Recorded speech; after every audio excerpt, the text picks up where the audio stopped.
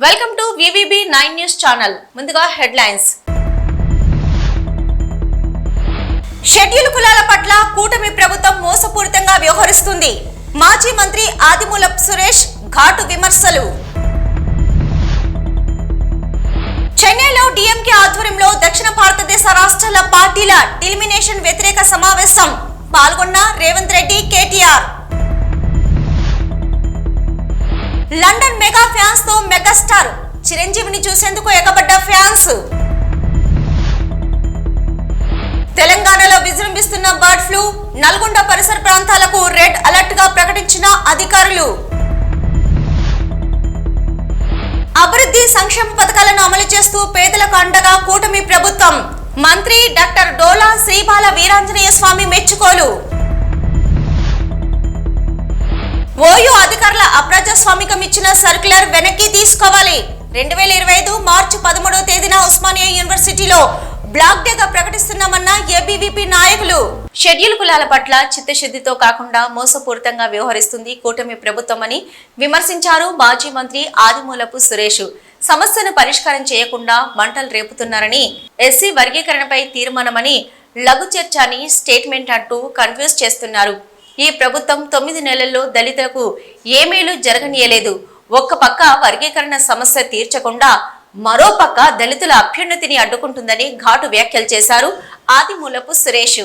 అంటే చిత్తశుద్ధితో కాకుండా మోసపూరితంగా వ్యవహరించడం, సమస్యను పరిష్కారం చేయకుండా దాని మీద మంటలు రేపడం, అవి రేగుతుంటే మేము తన్నుకుంటుంటే అదే చెప్తారు కదా, పేలాలు ఏరుకునే రాజకీయాలు లబ్ధి పొందుకోవడం. ఇది తప్ప అక్కడ చిత్తశుద్ధి ఎక్కడ కనిపిస్తాం?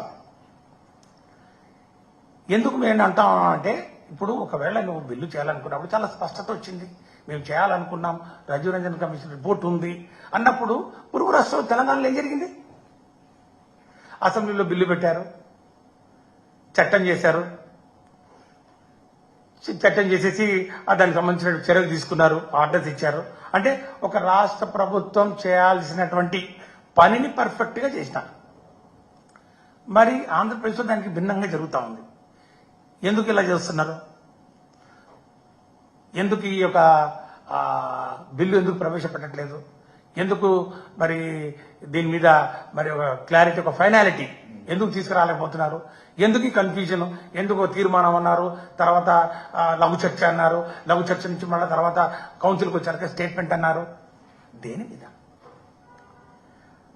అంటే SC వర్గీకరణ సమస్యకు ప్రభుత్వం పరిష్కారం చూపుతుందా లేదా, లేక ఈ వివాదాన్ని ఇట్లాగే రగిల్చి ఎప్పటికీ ఆరని మంటల్లాగా ఉంచి అందులో చలి కావచ్చుకోవాలనుకుంటుందా అన్న ప్రశ్నలు ఉత్పన్నమై అవుతున్నాయి. ఈరోజు ఇవన్నిటి కూడా ఈరోజు చర్చ జరుగుతూ ఉంది.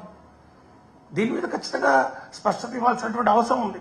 చెన్నైలో DMK ఆధ్వర్యంలో జరుగుతున్న దక్షిణ భారతదేశ రాష్ట్రాల పార్టీల డిలిమిటేషన్ వ్యతిరేక సమావేశానికి తెలంగాణ నుంచి హాజరయ్యారు సీఎం రేవంత్ రెడ్డి మరియు బృందం. అలాగే BRS వర్కింగ్ ప్రెసిడెంట్ KTR మరియు బృందం.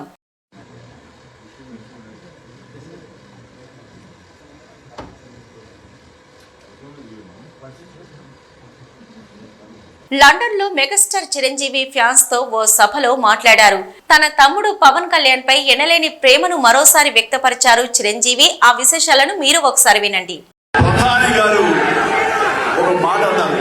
ప్రధాని గారు అన్నారు, స్టేజ్ మీద ఈ ప్రమాణ స్వీకారోత్సవం జరిగినప్పుడు చిరంజీవి मैंने देखा था आप भाई को आप कैसे आशीर्वाद दिया, कैसे वेलकम कर दिया, वो बहुत मैं నా గుండెని టచ్ చేసింది. అది చూస్తుంటే నాకు కట్టుకుని నీళ్లు వచ్చింది అన్నారు ఆయన. ఇంకొక మాట అన్నారు, మీ ఇద్దరి యొక్క ఆత్మీయ చూస్తుంటే అన్నా తమ్ముడు ఎలాగ ఉండాలనేది ఒక అద్భుతమైన మెసేజ్ భారతదేశానికి మీరు ఇచ్చారు. అన్న తమ్ముడు అంటే ఇలాగే ఉండాలి అన్నది ఒక మెసేజ్ కి ప్రతి ఒక్కరు ఎంతో స్పందించారు. అది అన్నారు, ఇది కేవలం నా వల్లే కాదండి, నా ఒక్కరి వల్ల కాదు, మా తమ్ముడు వల్ల. ఉమ్మడి జిల్లాలో బర్డ్ ఫ్లూ విజృంభిస్తుంది. బూదన్ పోచంపల్లి మండలం దోతి గూడెం పౌల్ట్రీ ఫామ్ లో బర్డ్ ఫ్లూ కేసు నమోదైంది. శుక్రవారం సుమారు 52,000 కోళ్లను అధికారులు చంపి పాతిపెట్టారు. పరిసర ప్రాంతాలను రెడ్ జోన్ గా ప్రకటించారు. నెల రోజుల క్రితం చౌటుప్పల్ మండలం నేలపట్లలో తెలంగాణలోని తొలి బర్డ్ ఫ్లూ కేసు నమోదైన విషయం తెలిసిందే. చిట్యాల మండలం గుండ్రంపల్లి గ్రామంలో కోళ్ల ఫారంలో బ్రాయిలర్ కోళ్లకు బర్డ్ ఫ్లూ నిర్ధారణ అయింది. సుమారు 2 లక్షల కోళ్లను భూమిలో పాతిపెట్టే ప్రక్రియ వెటర్నరీ డాక్టర్లు చేపట్టారు. చుట్టుపక్కల ప్రాంతాల్లో రెడ్ జోన్ ప్రకటించారు.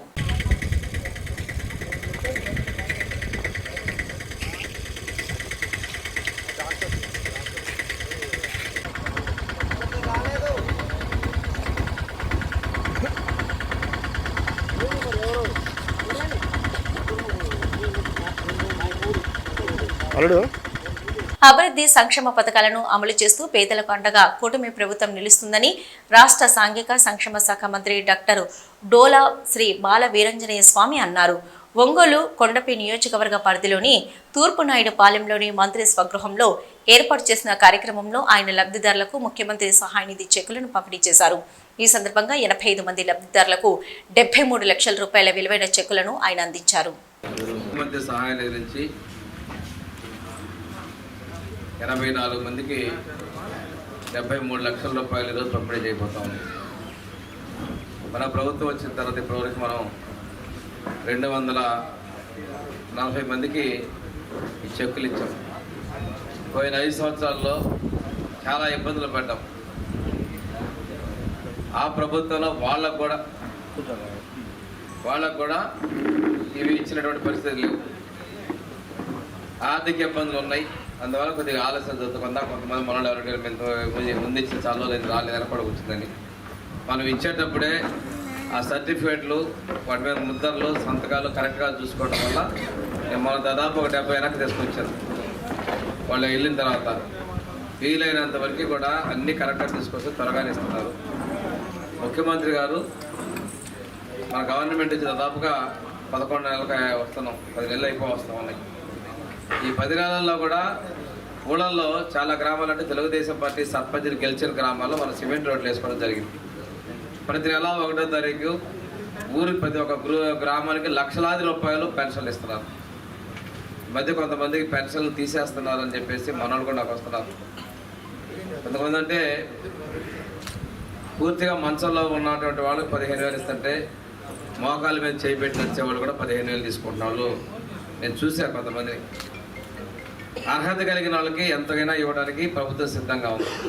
ఒకవేళ 6,000 పెన్షన్ ఇస్తున్నా వాళ్ళ మంచంలో కనుక ఉంటే డాక్టర్ చెక్ చేసి వాళ్ళకి 15,000 రికమెండ్ చేసినా ఇస్తారు. అందువల్ల ప్రభుత్వానికి కూడా సహకరించమని, ఎందుకంటే గవర్నమెంట్లో ఉన్నాం, క్యాబినెట్ మీ అందరి దయ వల్ల మంత్రిగా కూడా నేను ఉన్నాను కాబట్టి ముఖ్యమంత్రి గారి యొక్క ఆలోచనలు వెనక ముందుకైనా ఎంతకైనా ఇస్తున్నారు. ఇల్లు కూడా ఎస్సీలకి బీసీలకి 2.5 లక్షలు కేంద్ర ప్రభుత్వం ఇస్తుంటే మనం ఇంకొక 50,000 పెట్టి 3 లక్షల రూపాయలు ఇంటికి ఇస్తున్నారు. ఎస్టీలకి ఇంకొక 75,000 రూపాయలు పెట్టి 3,25,000 ఇస్తున్నారు. పోయినసారి మన ప్రభుత్వంలో ఎస్టీలకి 2,25,000, ఎస్టీలకి 2,50,000 ఇస్తే గత ముఖ్యమంత్రి 1,80,000 ఇచ్చాడు, తగ్గించాడు. మళ్ళీ మన ముఖ్యమంత్రి గారు దాన్ని ఈ రోజున ఎస్సీలకి బీసీలకి 3 లక్షలు, ఎస్టీలకి 3,25,000 రూపాయలు ఇల్లు కట్టుకోవడానికి కూడా ఇస్తున్నారు. ఇప్పుడు శాంక్షన్ అని కొన్ని ఇళ్ళు దాదాపుగా మన నియోజకవర్గంలో అయితే ఒక 300 ఇళ్ళ వరకు శాంక్షన్ అయింది అనుకుంటా. వచ్చే నెలలో మొదలు పెట్టుకొని, అంటే కట్టుకుంటున్న ఇళ్ళకే ముందుకు ఇవ్వమని చెప్పాను. నేను మధ్యలో కడుతూ ఉన్నటువంటి వాళ్ళకి మనం ఇవ్వమని చెప్పాను. అవి కూడా వీలైనంత వరకు వచ్చే నెల నుంచి స్టార్ట్ అవుతారు. దగ్గర గవర్నమెంట్ రిలీజ్ చేశారు. ఉస్మానియా యూనివర్సిటీలో ఓయూ అధికారులు అప్రజాస్వామికంగా ఇచ్చిన సర్క్యులర్ను ఏబీవీపీ నాయకులు తీవ్రంగా వ్యతిరేకించారు. ఈ మేరకు ఆర్ట్స్ కళాశాల ఆవరణలో పత్రికా సమావేశం నిర్వహించి మాట్లాడారు.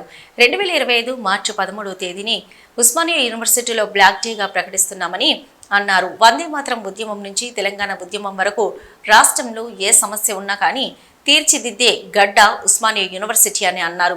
వర్సిటీలో ధర్నాలు నిరసనలు చేయొద్దంటూ అధికారులు ఇచ్చిన సర్క్యులర్ను విడుదల చేయడం సిగ్గుచేటని మండిపడ్డారు. ఇప్పటికే సర్క్యులర్ ఇచ్చి 10 రోజులు అయినప్పటికీ ఇప్పటికీ వర్సిటీ అధికారులు స్పందించకపోవడం గమనార్హమని అన్నారు. చట్టాన్ని కాపాడవలసిన పోలీసులు ఓయూ అధికారులు ఇచ్చిన సర్క్యులర్కు వత్తస్తు పలుకుతూ ఉస్మానియా యూనివర్సిటీ పోలీస్ స్టేషన్లో విలేకరుల సమావేశం నిర్వహించి మాట్లాడడం సిగ్గుచేటు అన్నారు. కొత్త సంవత్సరం 2025లో మార్చి 13 అనేది ఉస్మానియా యూనివర్సిటీకి బ్లాక్ డేగా మేము ప్రకటిస్తున్నాం ఏబీవీపీ నుండి. ఎందుకోసం అంటే వందే మాతరం ఉద్యమం నుండి తెలంగాణ ఉద్యమం వరకు ఈ రోజు రాష్ట్రంలో ఏ సమస్య ఉన్నా గానీ ఇక్కడ కొట్లాడి ఉస్మాన్ సిటీ గడ్డ మీద సాల్వ్ చేసే సొల్యూషన్ దొరికే గడ్డ ఈరోజు ఉస్మాన్ సిటీ. ఆ గడ్డ మీద నినాదాలు, స్లోగన్స్, సర్క్యులర్లు ఇవ్వద్దని చెప్పడం అనేది చాలా సిగ్గుచేటు. ఈ రోజు యావత్ భారతదేశం సిగ్గుపడుతున్నది ఈ యొక్క సర్క్యులర్ చూసి. ఇప్పటికి కూడా దాదాపు ఈ సర్క్యులర్ ఇచ్చి 13వ తారీఖు నాడు సర్క్యులర్ రిలీజ్ చేసిర్రు. దాన్ని మేము బ్లాక్ డేగా ప్రకటిస్తున్నాం. ఈ రోజు చూసుకున్నట్టయితే ఈ రోజు 240 గంటలు అవుతున్నది. 14,400 నిమిషాలు గడుస్తున్నాయి. ఒక్క నిమిషమైనా ఈ ప్రభుత్వం గాని ఈ వీసీ గాని ఆలోచించకపోవడం చాలా సిగ్గుచేటు. ఈ రోజు చూసినట్టయితే ఉస్మానియా యూనివర్సిటీ విద్యార్థులందరి దగ్గరికి వెళ్లడం జరిగింది. ఈ రోజు ప్రొఫెసర్లందరి దగ్గరికి వెళ్లడం జరిగింది. నాన్ టీచింగ్ విద్యార్థులందరి దగ్గరికి పోవడం జరిగింది.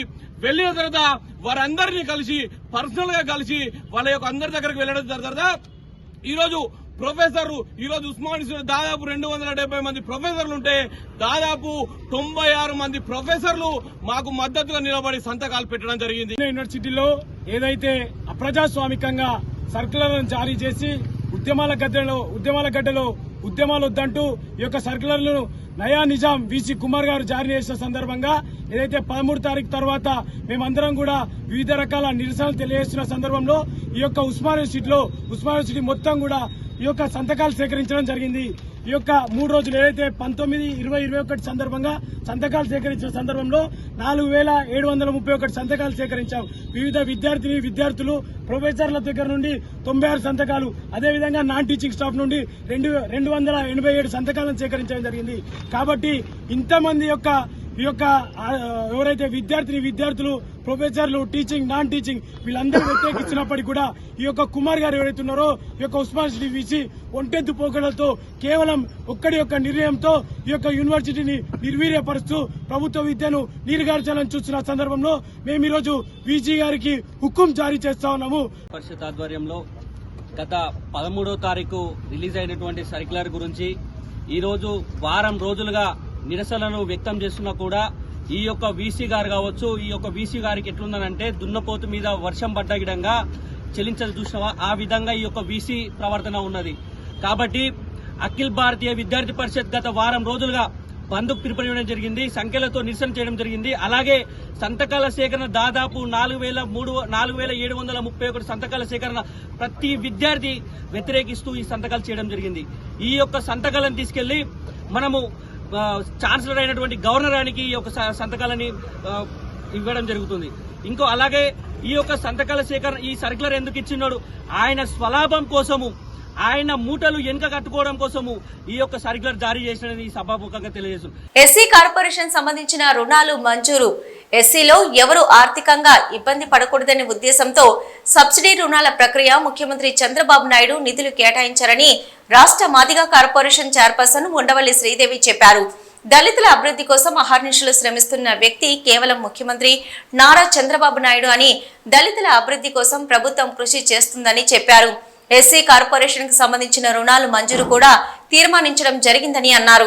ఇక్కడ ఏమేమి యాక్షన్ ప్లాన్స్ ఎస్సీస్ కి త్వరలో రాబోతున్న సబ్సిడీ రుణాల గురించి ఏ విధంగా మరి ప్రజల నుంచి అర్జీలు తీసుకుంటున్నారు ఇవన్నీ ఈరోజు మనం ఎగ్జామిన్ చేయడానికి ఇక్కడ రావడం జరిగింది.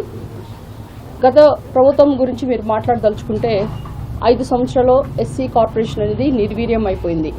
ఎప్పుడు కూడా జగన్మోహన్ రెడ్డి గారు నా ఎస్సీ, నా బీసీ, నా మైనారిటీ, జగన్మోహన్ రెడ్డి గారు ప్రతిసారి చెప్పేది ఏంటంటే ఎస్సీలకి నేను మేనమామనని. ఎస్సీలకి అభివృద్ధికి ఉన్నతిని పక్కన పడేసి ఎస్సీకి మేనమామ కాకుండా ఎవరైతే ఎస్సీల మీద దాడి చేశారో వాళ్ళకి మాత్రం మేనమామగా జగన్మోహన్ రెడ్డి గారు గత 5 సంవత్సరాలు పాలించారు. ఎస్సీలకున్న 27 సంక్షేమ కార్యక్రమాలని పక్కన పెట్టేశారు. ఎస్సీలకి ఏదైతే అసైన్ ల్యాండ్స్ ఇచ్చారో వాటిని 12,000 ఎకరాలని అవన్నీ లాగేసుకున్నారు. ఇక విదేశీ విద్య అయితేనేంటి, తర్వాత బెస్ట్ అవైలబుల్ స్కూల్స్, తర్వాత మాకు ఇక్కడ ఉన్న యువతను మీరు చూస్తున్నారు, వీళ్ళకి ఇన్నోవా కార్స్ ఏంటి, వాళ్ళ ఆర్థిక స్వావలంబన కొరకు మరి మహిళలకైతేనేంటి చాలా పథకాలు ఉన్నాయి. అవన్నీ కూడా పక్కన పెట్టేసి ఈ కార్పొరేషన్ నిధులు కాస్త సంక్షేమ కార్యక్రమాలకి ఆయన కావాల్సిన పథకాలకి మళ్లించుకున్నారు.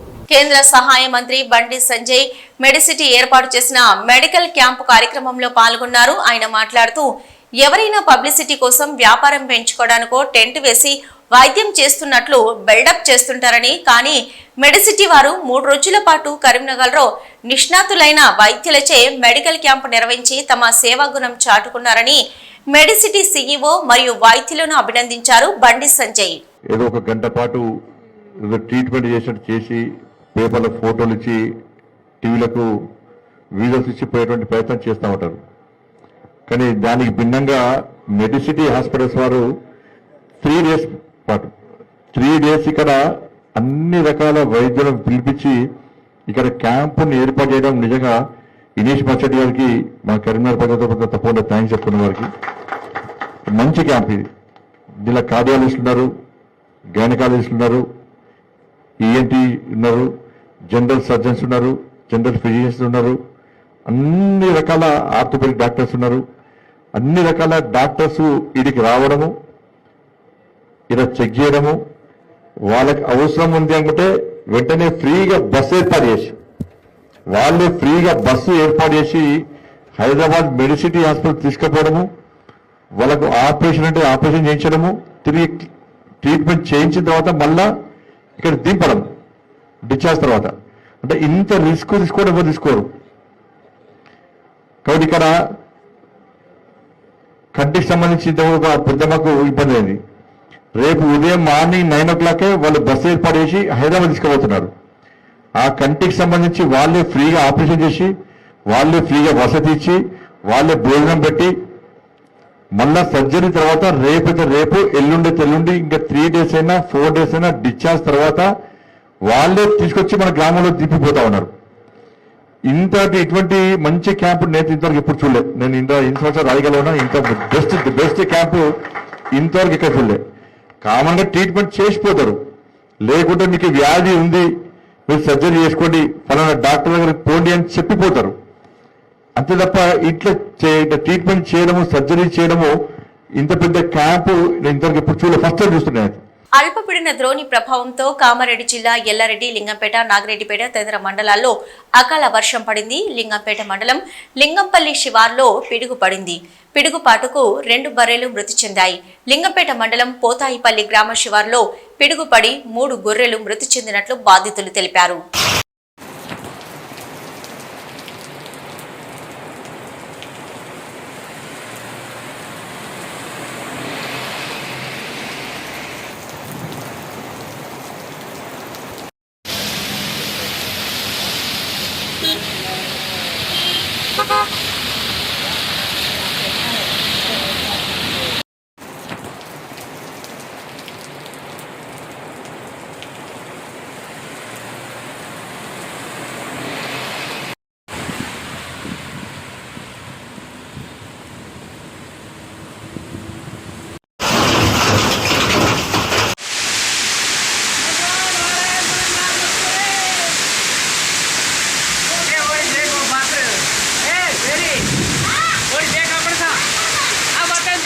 సజ్జల కుటుంబం ఆక్రమించిన ఫారెస్ట్ భూముల ఆక్రమణపై సర్వే పూర్తి చేశామని కడప డిఎఫ్ఓ నీరబ్ కుమార్ తెలిపారు. రెవెన్యూ, ఫారెస్టు, సర్వే డిపార్ట్మెంట్ 3 శాఖల ఆధ్వర్యంలో సర్వే చేశామని, తొందరలో ప్రభుత్వానికి నివేదిక అందిస్తామని, కాశీనాయన క్షేత్రం టైగర్ జోన్ పరిధిలో ఉండడం వల్లే కూల్చడం జరిగిందని, 2023 సంవత్సరంలోనే కాశీనాయన క్షేత్రం టైగర్ జోన్ పరిధిలో ఉందని గుర్తించిందని, కాశీనాయన క్షేత్రంపై కేంద్రం ఆదేశాలు మాకింకా అందలేదని అన్నారు. బిల్డింగ్స్ అని national board for wild life అని ఉంది. National board for wild life దానికి చైర్మన్ అని మన ప్రైమ్ మినిస్టర్ గారే ఉంటాడు. దానికి స్టాండింగ్ కమిటీ అని దానికి చైర్మన్ సెంట్రల్ ఎన్వైరన్మెంట్ మినిస్టర్ గారు ఉంటాడు. వాళ్ళు అప్పుడు 23లోనే అది అన్ఆథరైజ్డ్ బిల్డింగ్ అని పగలకొట్టండి అని చెప్పినాడు. సో ఇది ఈరోజు వచ్చేది కాదు, 23లోనే వచ్చింది. అప్పుడు నుంచి కూడా యాక్షన్ ఫారెస్ట్ డిపార్ట్మెంట్ కంటిన్యూస్గా యాక్షన్ తీసుకుంటున్నాయి. ఇది అంటే ఈ రోజే జరిగిందని కాదు, ఎందుకంటే మీటింగ్లో అక్కడ మనం కంప్లైంట్స్ రిపోర్ట్ సబ్మిట్ చేయాలి ఖచ్చితంగా. అప్పుడు వాళ్ళు కూడా యాక్షన్ తీసుకున్నాడు, ఎందుకంటే బస్ ఆపేసినాడు, కరెంట్ కట్ చేసుకున్నాడు, అన్ని రకాలుగా యాక్షన్ జరుగుతున్నాయి. అంటే మనకు ఎప్పుడు చేంజ్ ఏది టైం అని ఇంతకుముందు లేదు ఇప్పుడు జరిగిందని అవి అన్నీ కాదు, ఎప్పుడు నుంచి జరుగుతున్నాయి యాక్షన్ అని. అప్పుడు కూడా జరిగింది, అప్పుడు బస్ ఆపినాడు, కరెంట్ ఆపేసినాడు, అన్ని రకరకాలుగా యాక్షన్ తీసుకున్నాడు, బిల్డింగ్ అన్ని కాన్ఫిస్కేట్ చేసుకున్నాడు, వాళ్ళకు కూడా యూజ్ చేయమని అప్లై చేయమని అన్నీ చెప్పినాడు. సో ఇప్పుడు అంటే ప్లస్ అక్కడ మీటింగ్ అంటే ఎప్పుడైనా రెగ్యులర్గా జరుగుతూనే ఉంటుంది, 2 నెలల్లో ఒకసారి, 3 నెలల్లో ఒకసారి. సో లాస్ట్ మీరు ఏది యాక్షన్ తీసుకున్నాడు ఓకే, మళ్ళీ లాస్ట్ గత 3 నెలల్లో ఏం యాక్షన్ తీసుకుంటున్నాడు అవి అన్నీ ప్రోగ్రెస్గా అడుగుతారు కదా. అందుకనే అది మనం ఆ ఇన్స్ట్రక్షన్ను బట్టి మనం అది టేకప్ చేసుకున్నాం. అదే అంటే సెంట్రల్ గవర్నమెంట్ ఆర్డర్స్తోనే కూల్చారు, మరి ఇప్పుడు మళ్ళీ బిల్డింగ్ కన్స్ట్రక్షన్ ఆదేశాలు వచ్చాయి, కన్స్ట్రక్షన్ చేసిన ఆర్డర్స్ వచ్చాయి. నేను ఇప్పుడు అక్కడ సెంట్రల్ గవర్నమెంట్లో పోయి డిస్కస్ చేసుకున్నాడు, కానీ అక్కడ నుంచి ఇంకా రావాలని టైం పడుతుంది, పేపర్లో అన్ని టైం పడుతుంది. మళ్ళీ కన్స్ట్రక్షన్ స్టార్ట్ చేశారు కదా, రీసెంట్గా 1 వీక్ బ్యాక్ మళ్ళీ కన్స్ట్రక్షన్ స్టార్ట్ చేశారు కదా. ఏదైతే సెంట్రల్ గవర్నమెంట్ కూల్చారని ఆర్డర్స్ ఇచ్చారని కూల్చారు, కానీ మళ్ళీ ఇప్పుడు కన్స్ట్రక్షన్ స్టార్ట్ చేశారు కదా. అంటే సెంట్రల్ గవర్నమెంట్ ఆర్డర్ ఇచ్చింది మళ్ళీ కన్స్ట్రక్షన్ చేయొచ్చని. అధికారిక ఉత్తర్వులు ఎవరు ఇచ్చారు మీకు? అధికారిక ఉత్తర్వులు వచ్చి కేంద్రం నుంచి స్టేట్ గవర్నమెంట్ సెంట్రల్ గవర్నమెంట్ లేకుండా రీకన్స్ట్రక్షన్ చేయమని ఇంకా సెంట్రల్ గవర్నమెంట్ నుంచి ఏం ఇన్స్ట్రక్షన్స్ లేదు. అంటే ఇప్పుడు స్టేట్ గవర్నమెంట్ ఆల్రెడీ 12 acres ఇస్తున్నామని చెప్పింది సార్. ఆల్రెడీ శాశ్వత భవనం కింద మేము ఇస్తున్నామని చెప్పి స్టేట్ గవర్నమెంట్ చెప్పింది. ఆల్రెడీ ఏదైతే పనులు కొట్టారో ఆ పనులు కూడా స్టార్ట్ చేస్తామని చెప్పింది, సొంత నిధులతో కూడా చేస్తామని చెప్పింది. దీని మనకి యాక్చువల్గా ఆఫీషియల్ పరంగా ఇంకా ఏం ఇన్ఫర్మేషన్ లేదు, అందుకే నా ఆఫీషియల్ పరంగా ఇన్ఫర్మేషన్ వచ్చిన తర్వాత మనం ఏదైనా ఆఫీషియల్ పరంగా యాక్షన్ తీసుకోగలుగుతాము. మనకు ఆఫీషియల్గా ఇన్ఫర్మేషన్ అవ్వాలని అప్పుడే వాళ్ళకి ల్యాండ్ అది అలాట్ అయినట్టు ఉంటుంది. అందుకే మనం ఆఫీషియల్గా ఇన్ఫర్మేషన్ వస్తేనే, మనం పేపర్లో ఏదైనా ఉంటేనే అప్పుడు సెంట్రల్ గవర్నమెంట్లో అక్కడ ఏం డిస్కషన్ జరిగిండొచ్చు, కానీ దానివల్ల ఏదైనా పేపర్కు ఏదైనా వస్తేనే మనం కమిట్ అవుతాం. అట్లా అంటే రాష్ట్ర మంత్రి నారా లోకేష్ గారు కూడా చెప్పడం జరిగింది, 12 acres ల్యాండ్ ఇస్తామని చెప్పడం జరిగింది. దీన్ని స్వయంగా నేనే దగ్గర ఉండి కట్టిస్తానని చెప్పడం జరిగింది. దీని మీద మీకేమైనా ఉత్తర్వులు వచ్చాయా? మనం సెంట్రల్ గవర్నమెంట్ మన నుంచి ఏం రాలేదు, అదే నేను చెప్తున్నాను. మళ్ళీ సెంట్రల్ గవర్నమెంట్ నుంచి